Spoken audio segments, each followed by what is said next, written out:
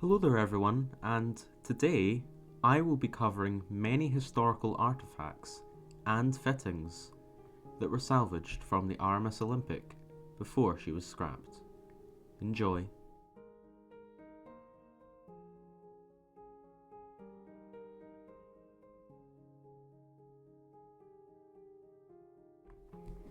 In the town of Haltwhistle in Northumberland, a factory was established in the 1860s. Over time, this factory transformed into the Crown Paintworks by the 1930s, and the location had become known as the Hadrian Paintworks, named after the nearby historical Roman landmark, Hadrian's Wall. The owner, Douglas Smith, founded the company Smith & Walton Limited. Under his leadership, the business experienced significant growth. In the mid-1930s, as part of that expansion, a decision was made to construct a new administrative building that would include a boardroom, cafeteria, offices, and a reception area. Mr. Douglas and his wife learned that the famous ocean liner RMS Olympic was being dismantled in Jarrow, only 40 miles from the factory, with its luxurious fittings and fixtures set to be auctioned off. In 1935, the couple bought a substantial quantity of items at the auction to decorate their new complex in Haltwhistle, as well as their nearby home. Mr. Smith attended the auction, acquiring everything from windows to crystal light fixtures, from the first-class accommodations, carvings from the grand staircase, to items like flooring and toilets, and he emerged as one of the largest individual buyers at the auction.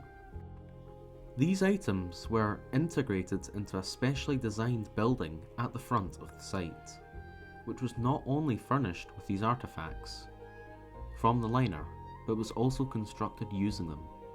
The flooring throughout the building was made from repurposed pine from the ship's decks, and the roof structure was entirely built from the ship's decking.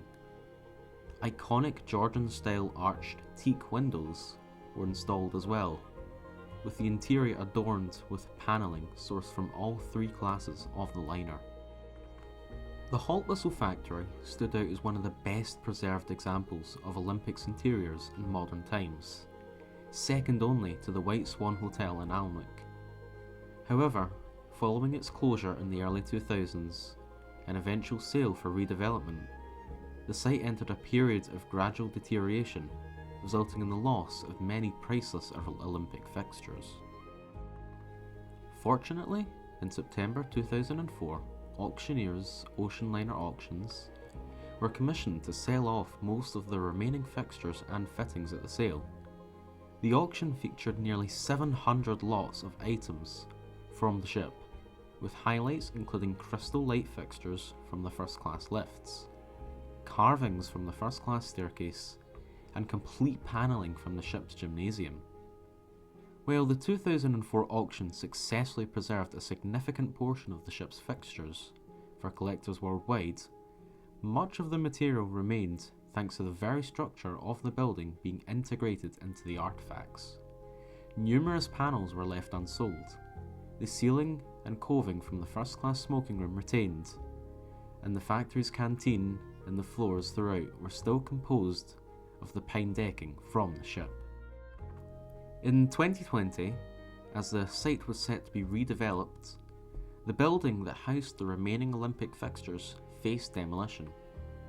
Fortunately, the demolition crew recognised the value of these remnants, and over the following year, many artefacts were salvaged, such as 5 original teak windows, several from the first-class staircase, various panels from the first-class corridors, panelling from an entire cabin, considerable quantities of pine decking, and many other pieces. And by the start of 2022, everything had been salvaged. And you can read a bit more about this story, I'll have a link in the description. The RMS Olympic's Honour and Glory clock is the ship's most famous feature, and thankfully it was saved from the scrapyard. Today it resides in the Sea City Museum in Southampton, which you can still go and visit yourself.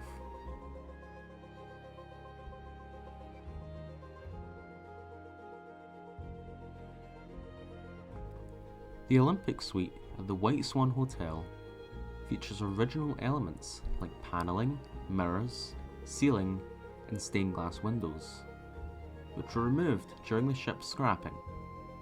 The hotel's former owner was a frequent traveller on the Olympic and acquired these items at an auction for the ship's fittings in November 1935. He won bids on parts of the first-class lounge, the D-deck banister from the grand staircase, and a revolving door from the first-class restaurant. Both the Olympic and her sister ship Titanic had identical first-class lounges, designed by the same team and crafted by artisans who had worked on many prior White Star Line vessels, which was considered the finest room ever built onto a ship, resembling a state apartment more than a typical ship's room. It was adorned with Louis XV style with English oak panelling and a marble fireplace. Olympic's fittings helped identify debris from Titanic when Robert Ballard discovered them. An archway from the lounge at the hotel matches one from the Titanic, preserved at a museum in Halifax. The hotel also features original revolving doors from Olympic's first-class restaurant, something Titanic did not receive.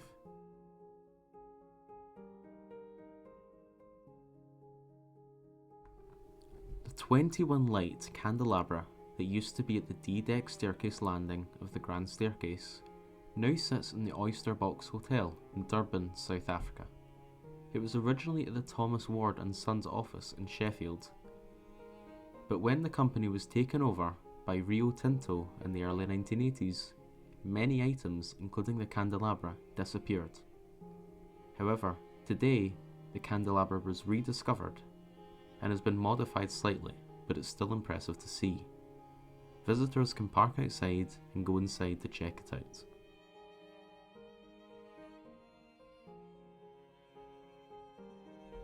Today, the 49-light electrolier, which is what you can call a chandelier with electric bulbs, can be found on display at the Cutler's Hall in Bristol, England.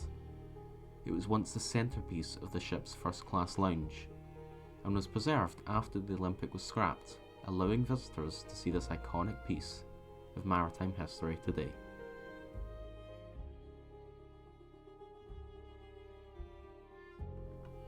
Thank you all very much for watching, and I'll see you next time.